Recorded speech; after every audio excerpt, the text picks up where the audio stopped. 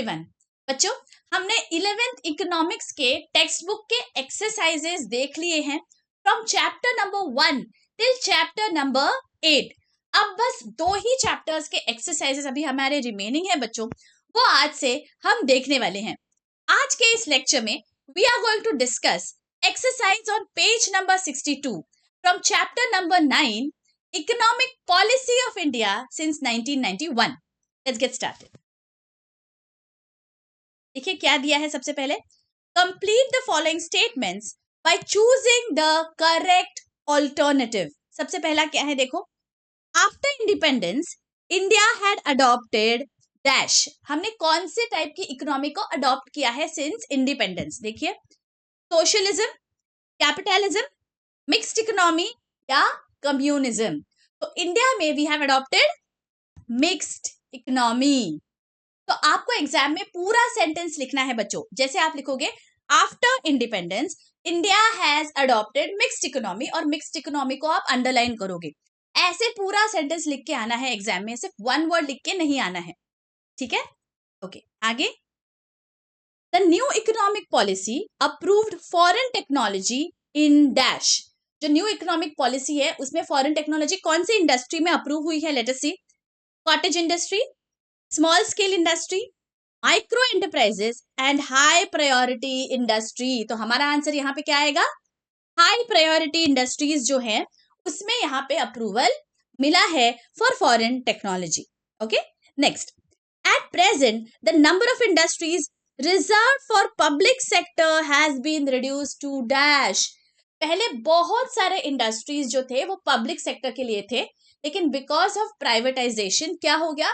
बहुत सारे ओपन हो गए units to private sectors, but there were a few industries those were reserved only for public sector units. तो कितने number of industries है वो? They are 2। अब बच्चों, आपने अगर ये लेक्चर्स अच्छी से पढ़े हैं तो आप मुझे बताएंगे कमेंट सेक्शन में दैट ये जो 2 इंडस्ट्रीज है जो रिजर्व्ड है only for public sector in India, उनका नाम क्या है? Okay, let me know in the comment section. चलो आगे। Assertion and reasoning questions. Assertion and reasoning में क्या होता है बच्चों? You have to first go through both the statements independently. पहले देखो whether both the statements are true. अगर दोनों स्टेटमेंट्स ट्रू है उसके बाद आपको चेक करना है वेदर जो रीजनिंग वाला स्टेटमेंट दिया है whether that is the perfect explanation for the assertion. अगर वो है एक्सप्लेनेशन तो आप बोलोगे that okay, assertion and reasoning both are true and reasoning is the explanation for assertion। लेकिन अगर आपको लग रहा है that दोनों स्टेटमेंट सही है but there is reasoning is not an explanation for the assertion, तो आप बोलोगे both the statements are true but reasoning is not an explanation for assertion। और बच्चों, दोनों में से अगर कोई भी स्टेटमेंट फॉल्स हो जाती है तो फिर आपको ये देखने की जरूरत नहीं होती है that whether the reasoning is an explanation for assertion। Okay, तो इस तरह से आपको 4 सिनेरियोज होते हैं। I hope this is clear. Now let us see both of these statements individually whether they are true और not. Let us C.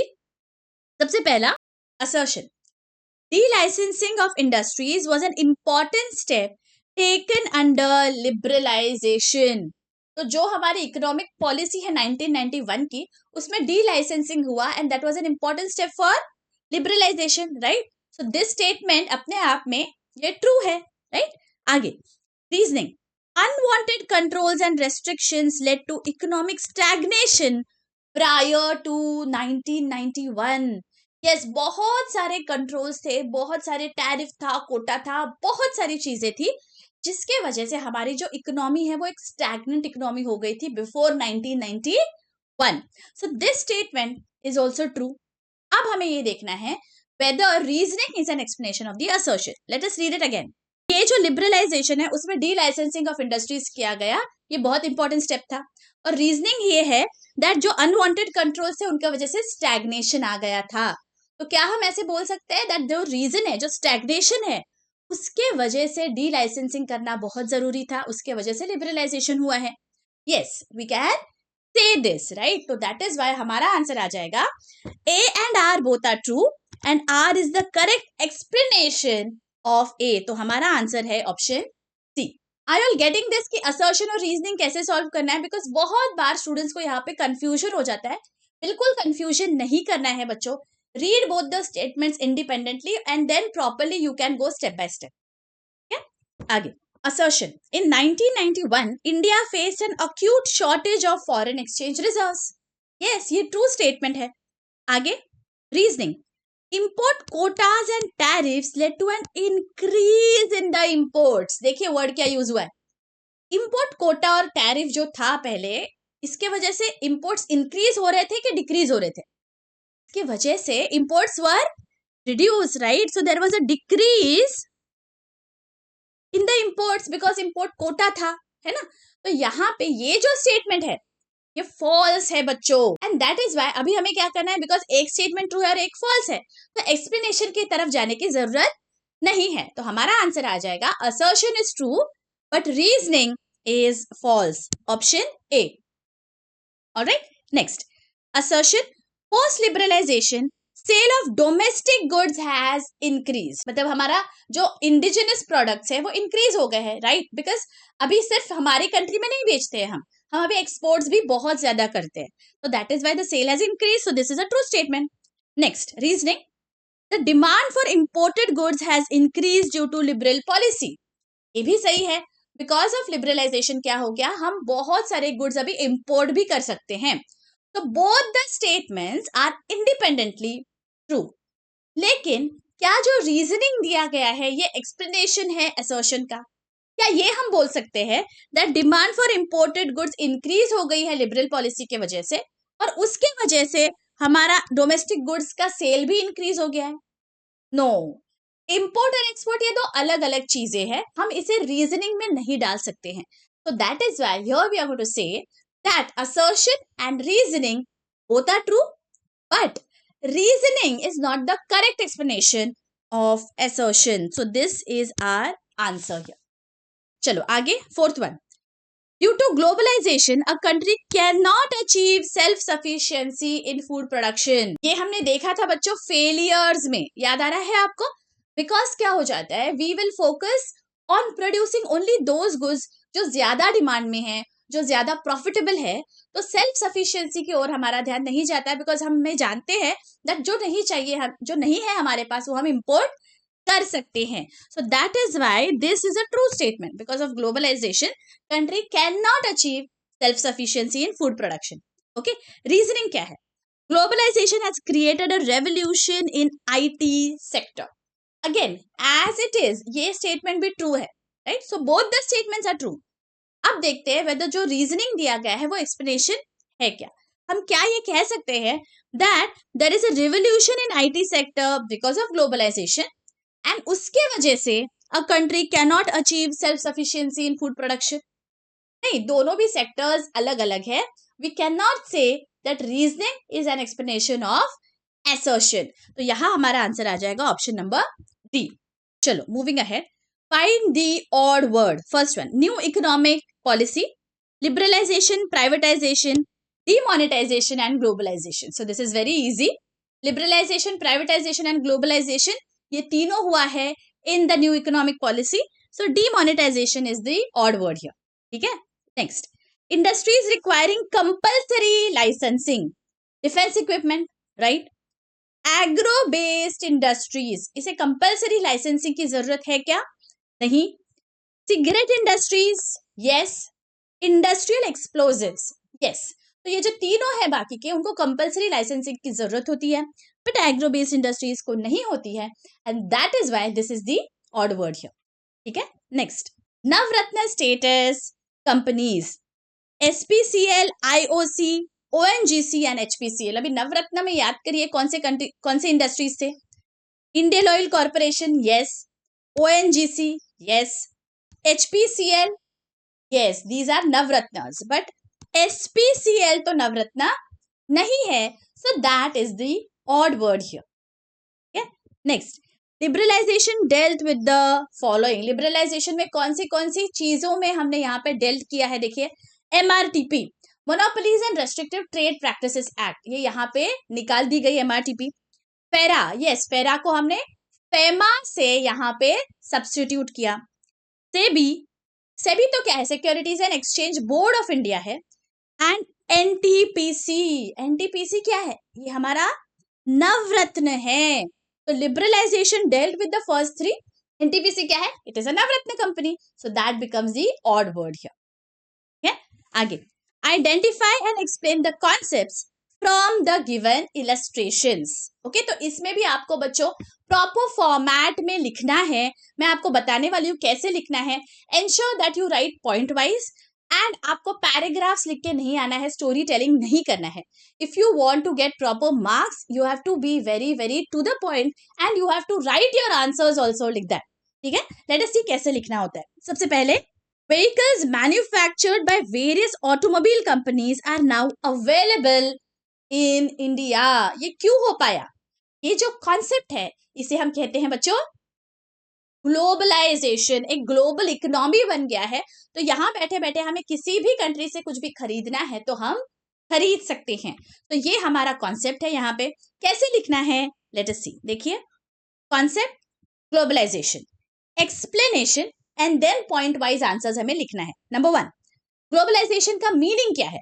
Globalisation means integrating the economy of a country with the world economy.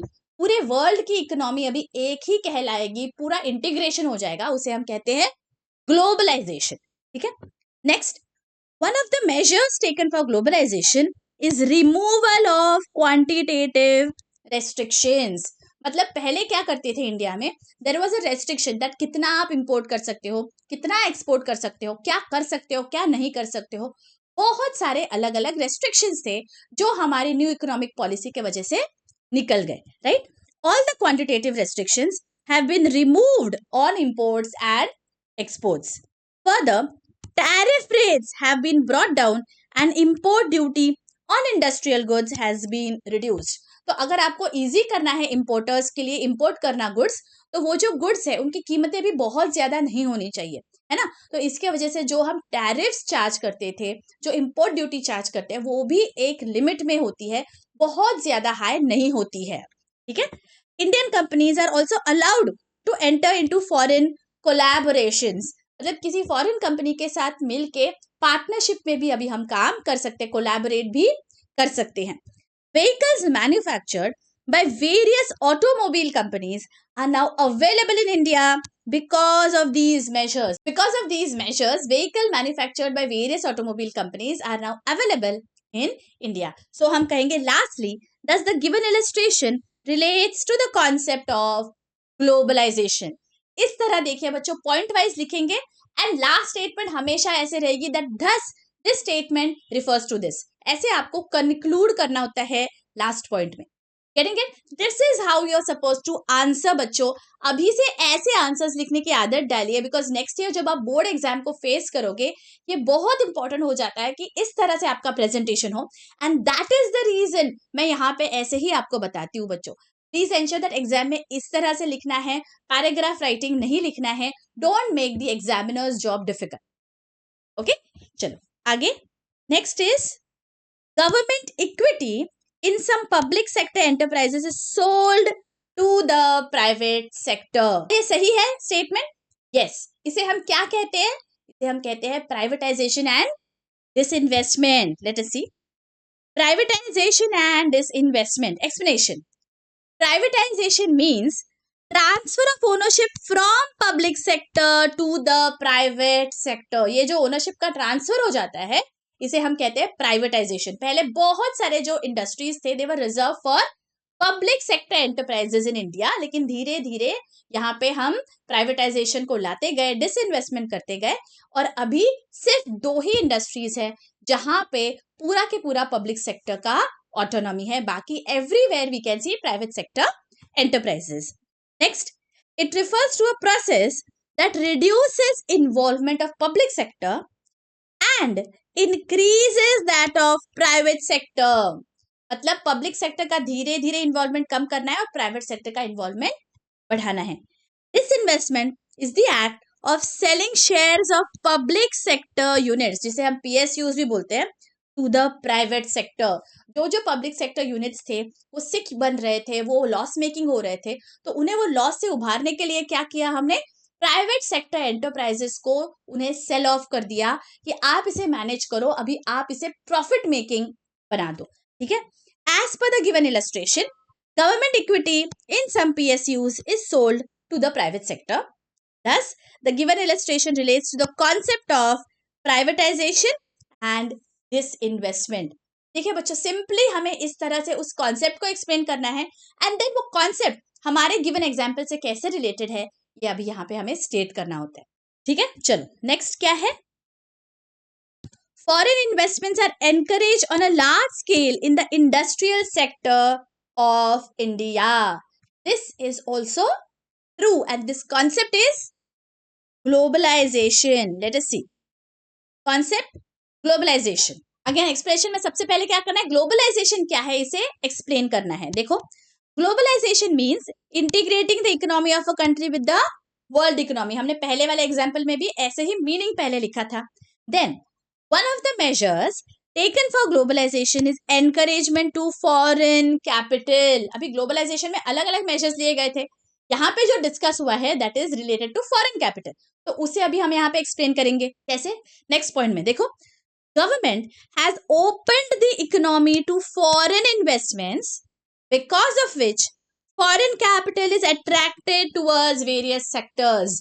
पहले ऐसे नहीं allowed था, लेकिन अब foreign capital आ सकता है India में, अलग अलग सेक्टर्स में वो इन्वेस्ट कर सकते हैं, बिकॉज अभी our economy has become an open economy, अभी हम ग्लोबल इकोनॉमी हो गए हैं। तो now foreign investors can invest in India. Next, foreign investments are encouraged on a large scale in the industrial sector of India. Thus the given illustration relates to the concept of globalization. Getting it? इस तरह हमें लिखना है। Next क्या है देखो, state with reasons whether you agree or disagree. Again आपको यहाँ पे गिव रीजंस है बच्चों, पॉइंट वाइज आप लिखोगे। सबसे पहले तो अग्री या डिसअग्री का स्टेटमेंट है, उसके लिए 1 मार्क होगा एंड बाद में आपका एक्सप्लेनेशन आएगा बच्चों। अगेन यहाँ पे आपको एक बात याद रखनी है, कितने मार्क्स का क्वेश्चन है उसके अकॉर्डिंगली आप एक्सप्लेनेशन कर सकते हो। अगर आपको लग रहा है 2 या 3 मार्क का एक्सप्लेनेशन है तो 2-3 पॉइंट्स आप लिख सकते हो।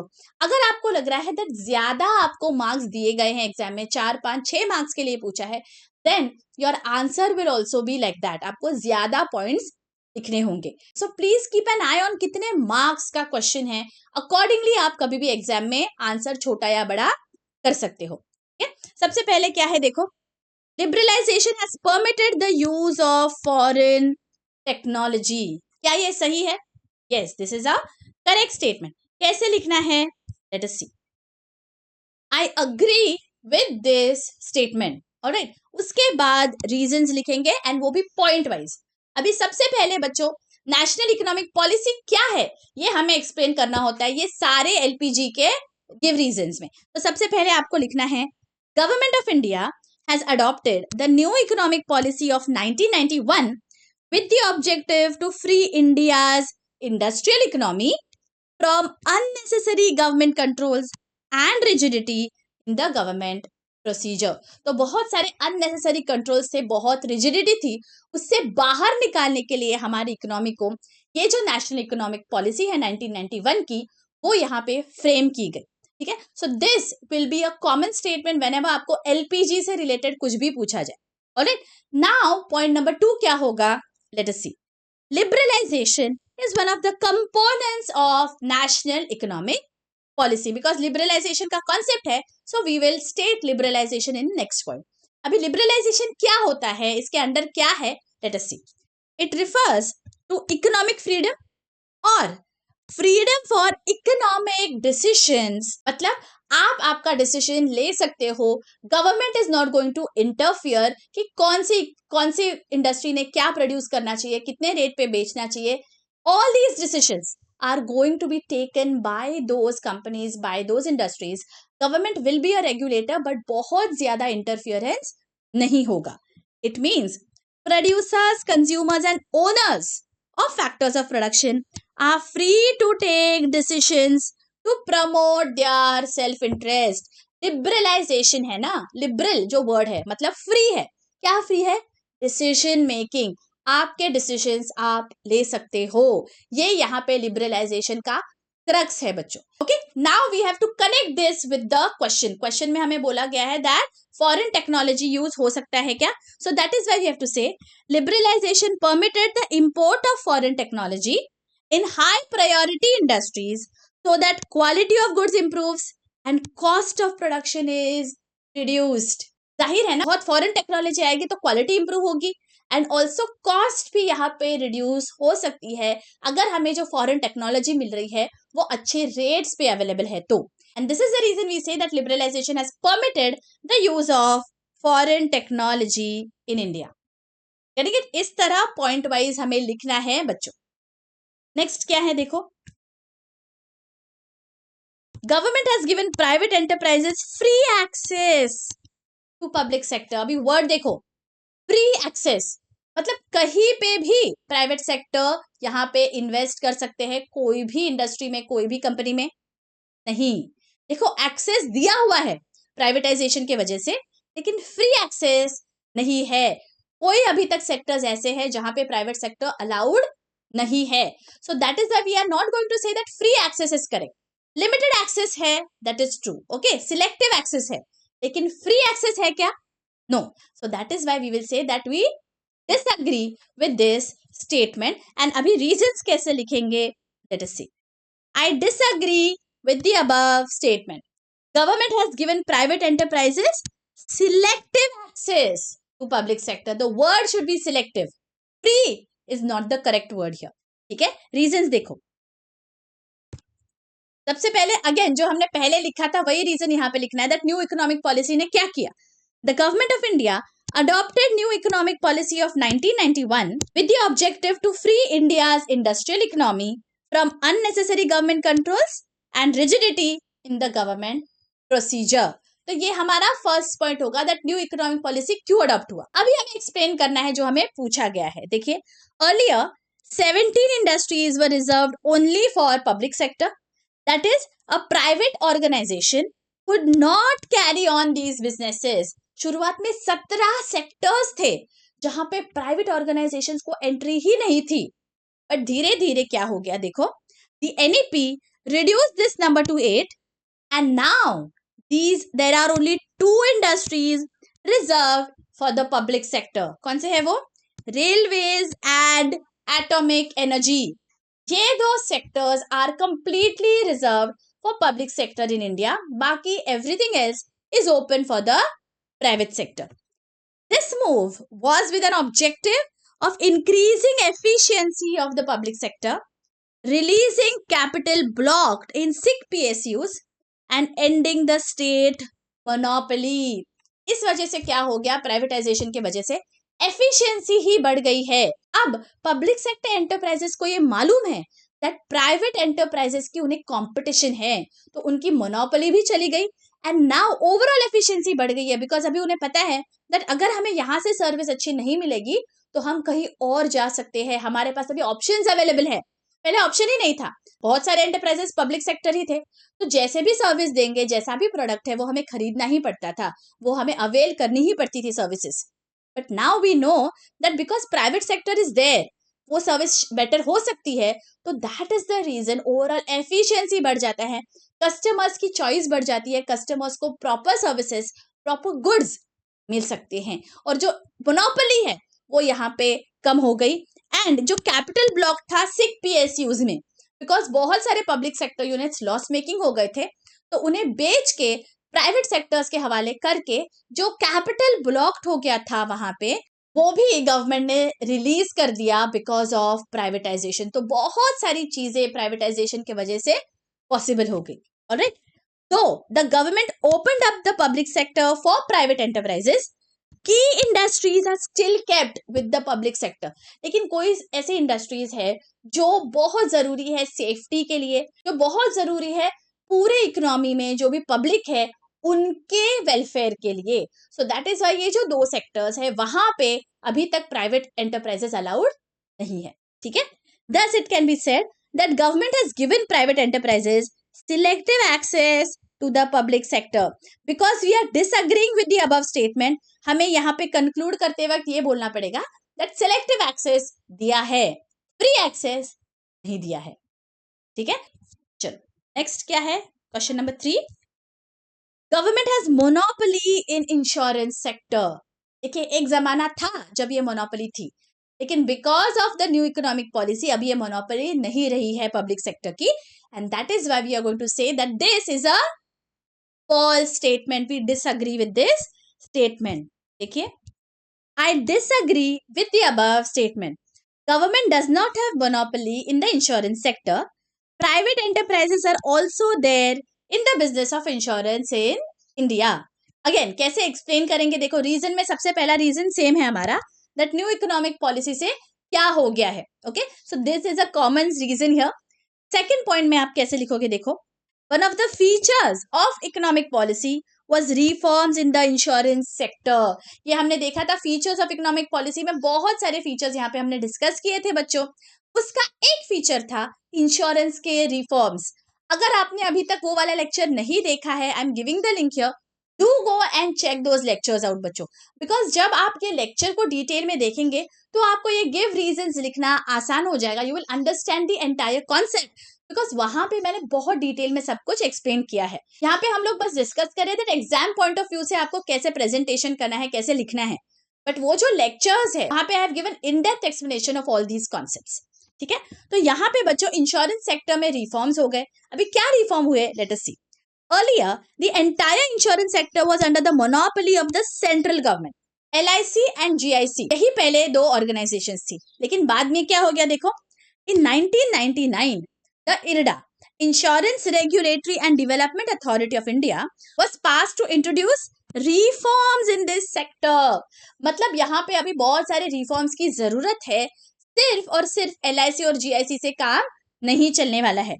The IRDA has given license to many private sector companies to conduct business of insurance in India. अभी हम देखते हैं हमारे आसपास कितने सारे कंपनीज है जो अभी इंश्योरेंस प्रोवाइडर्स है, सिर्फ LIC नहीं है अभी, है ना. तो यहाँ पे बहुत सारे प्राइवेट प्लेयर्स आ गए हैं. IRDA regulates the working of all insurance companies and brokers. Thus, the government does not have monopoly in the insurance sector. पहले मोनोपोली थी, अब मोनोपोली नहीं है, बिकॉज बहुत सारे प्राइवेट प्लेयर्स आ गए हैं because of the formation of IRDA. Next question number 4, the creation of national renewal board was done to remove poverty. अभी ये थोड़ा ट्रिकी है बच्चों. नेशनल रिन्यूअल बोर्ड बनाया गया था, क्यों बनाया गया था? वो इसलिए बनाया गया था, जो सिक इंडस्ट्रियल यूनिट्स हैं वहां पे बहुत सारे वर्कर्स है वो रिट्रेंच हो रहे थे, तो उसके वजह से उनके पास एम्प्लॉयमेंट अपॉर्चुनिटीज नहीं थे, वो गरीबी थी, वो हटाने के लिए नेशनल रिन्यूअल बोर्ड बनाया गया. लेकिन पूरी जो भी पॉवर्टी है, इन जनरल जो पॉवर्टी है, क्या उसके रिडक्शन के लिए नेशनल रिन्यूअल बोर्ड बनाया गया है? नहीं. It relates to only this particular specific issue. Okay, तो that is why we will say that this is a false statement. Renewal board बनाया गया है for a different reason altogether. उसमें वो पॉवर्टी रिडन जो workers है उन्हें help करेगा, बट इन जनरल जो हमारे इकोनॉमी में पॉवर्टी है उसके लिए this is not the answer, right. So that is why we are going to say we disagree with this statement. कैसे लिखना है, let us see. I disagree with this statement. Again, आपका जो first statement है that is going to be the same, that government of India has adopted national economic policy with the objective to free India's industrial economy from unnecessary government controls and rigidity in the government procedure. Okay, अब जो concept है इस particular statement की वो क्या है? Privatization. Let us see. Privatization is one of the components of NEP. It means transfer of ownership from public to the private sector. Next, the creation of National Renewal Board was a measure taken under privatization. Okay, but ये क्यों बनाया गया? देखो, when loss-making PSUs were wound up or closed, the workers working with such PSUs became jobless. This leads to a problem of unemployment and poverty. Because बहुत सारे PSUs loss making थे, सिक units थे, बहुत सारे जॉबलेस हो गए workers, and that is why बहुत unemployment हो गया, बहुत पॉवर्टी हो गया. एंड दिस, ये प्रॉब्लम सॉल्व करने के लिए government has set up national renewal board. The NRB takes the responsibility of providing compensation to such workers as well as those seeking voluntary retirement. तो इनको compensation देना, ये जो काम होता है ये NRB का है. Thus, creation of NRB was not done to remove poverty as such. मतलब इन जनरल जो पॉवर्टी है हमारे इकोनॉमी में, हमारे कंट्री में, उसे इरेडिकेट करने के लिए NRB नहीं बनाया गया है. एक स्पेसिफिक इशू जो है उसे वो टारगेट करता है. Okay? And lastly, fifth question is, Indian Oil Corporation is one of the public sector units among Navratnas. Yes, this is a true statement. नवरत्न का स्टेटस दिया गया है इंडियन ऑयल कॉर्पोरेशन को. लेट अस सी कैसे हमें लिखना है. I agree with the above statement. Reasons. Again, first reason आपका सेम है, गवर्नमेंट ऑफ इंडिया ने NEP क्यों बनाया. Next, privatization is one of the components of NEP. It means transfer of ownership from public sector to private sector, right? Next, during 1997-98, on the basis of strategic importance and performance, मतलब वो कितने important है हमारे overall economic growth के लिए और उनका performance कैसा है उनके सेक्टर में, उसके हिसाब से गवर्नमेंट ने क्या किया. 9 public sector enterprises were selected and they were given the status of Navratnas. It was one of the measure taken for privatization. That ये जो यूनिट्स है वो बहुत ही अच्छा परफॉर्म कर रहे हैं, बहुत आउटस्टैंडिंग उनका परफॉर्मेंस है. दैट इज वाई उन्हें हमने नवरत्न का स्टेटस दिया. These enterprises were given full financial and managerial autonomy. Autonomy दी गई, फ्रीडम दिया गया, दैट बहुत सारे डिसीजंस वो खुद से ले पाए. The autonomy was given to enable them to compete in the global market and become global giants. इतना अच्छा वो परफॉर्म कर रहे थे दैट उन्हें अभी ग्लोबल इकोनॉमी में भी अपना नाम कमाना चाहिए, इसलिए उन्हें बहुत सारी ऑटोनॉमी यहाँ पे दी गई. Indian oil corporation IOC, ONGC oil and natural gas corporation, HPCL Hindustan petroleum corporation limited, BPCL Bharat petroleum corporation limited were some of the Navratna. ये सारे जो भी यूनिट्स है इन्हें नवरत्न बोला गया. Thus, IOC is one of the public sector units among नवरत्नास. यानी कि इस तरह पॉइंट वाइज लिखेंगे बच्चों तो एग्जाम में आपको फुल मार्क्स मिलेंगे गिव रीजंस में, बट ऐसे ही आपको लिखना है, बीट अराउंड द बुश नहीं करना है. ठीक है. Next question number 6, answer in detail. सबसे पहला, explain the features of economic policy of 1991. ये बच्चों हमने डिस्कस किया हुआ है लेक्चर में, मैं यहाँ पे लिंक दे रही हूँ. अगर किसी ने वो लेक्चर नहीं देखा है you can go through it, वहां पे सारे फीचर्स डिटेल में डिस्कस किए हैं. एंड जिसने वो लेक्चर देख लिया है, late me know in the comment section that मैंने आपको जो शॉर्ट कोड दिया था ना वो सारे फीचर्स लर्न करने का, वो मुझे आप कमेंट सेक्शन में बताएंगे. बच्चों मैंने सारे लेक्चर्स में बहुत सारे शॉर्ट कोड्स जिसे हम निमोनिक्स कहते हैं डिस्कस किए हैं, सो दैट आपको एग्जाम में रिकॉल करने में आसानी होगी ये सारे आंसर्स. ओके तो आप मुझे कमेंट सेक्शन में बताएंगे दैट ये जो पर्टिकुलर आंसर है इसे याद करने का हमारा शॉर्ट कोड क्या डिस्कस हुआ था. ओके आगे, explain the measures taken under globalisation. Globalisation is a global economy बनाया है हमने इंडिया को, तो कौन से मेजर्स लिए गए वो हमने इस लेक्चर में डिस्कस किए हैं. मैं यहाँ लिंक दे रही हूँ to go through this so that you can write this answer. Next question क्या है, let us see. Read the following passage carefully and answer the questions. अब बच्चों जब भी आपको ऐसे दिया जाता है, आई वुड सजेस्ट दैट सबसे पहले even before reading the paragraph you have to read the questions that have been asked.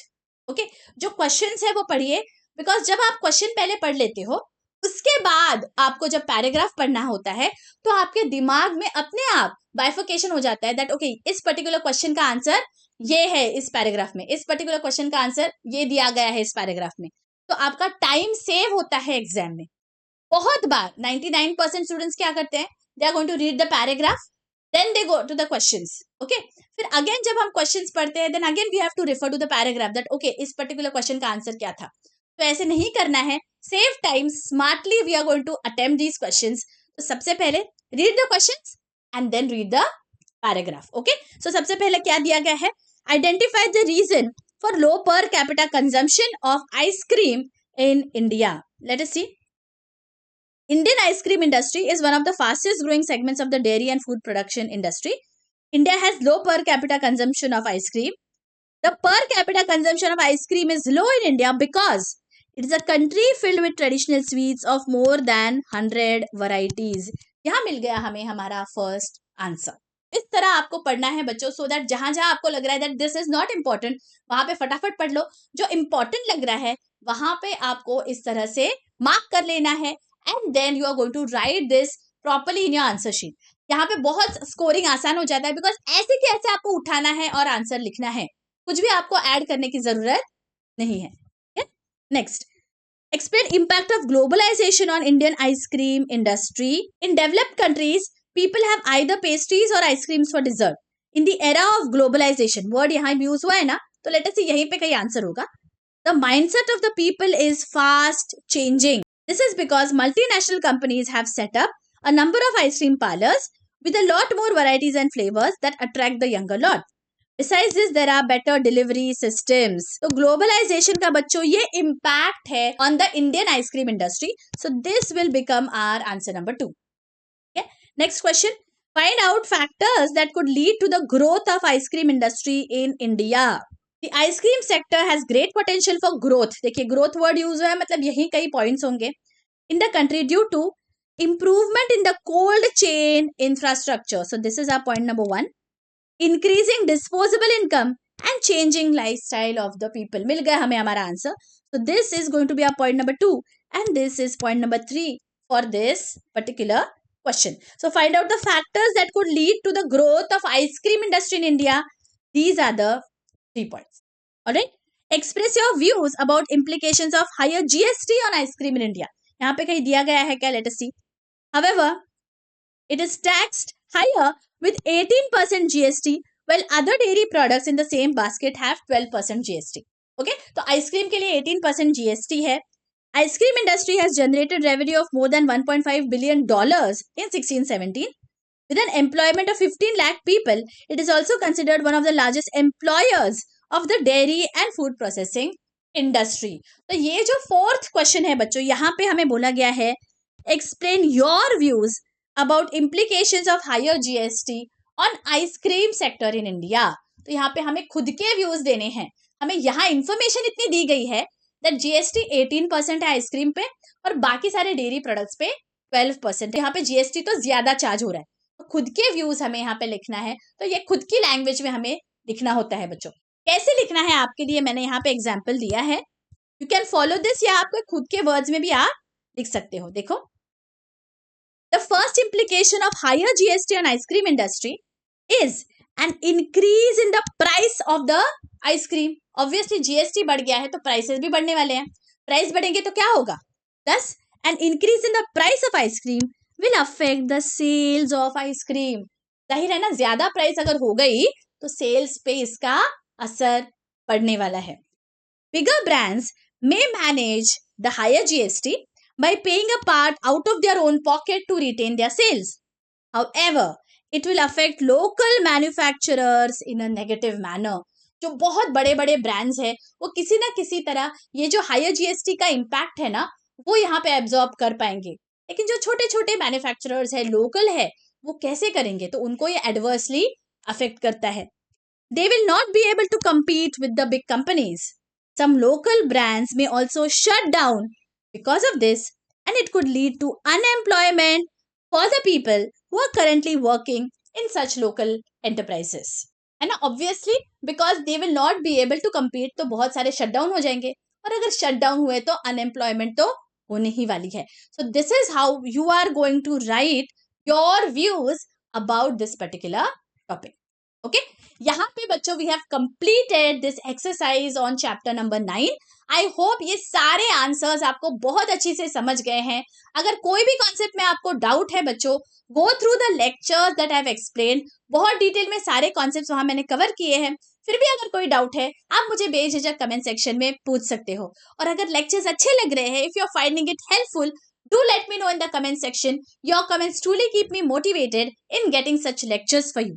और हाँ, अकेले अकेले लेक्चर्स मत देखिए, आपके सारे फ्रेंड्स के साथ भी शेयर करिए। एग्जाम के पहले ये सारे लेक्चर्स उनके लिए भी बहुत ही जरूरी और बहुत ही हेल्पफुल है बच्चों। मिलती हूँ आपको नेक्स्ट लेक्चर में। Till then take care.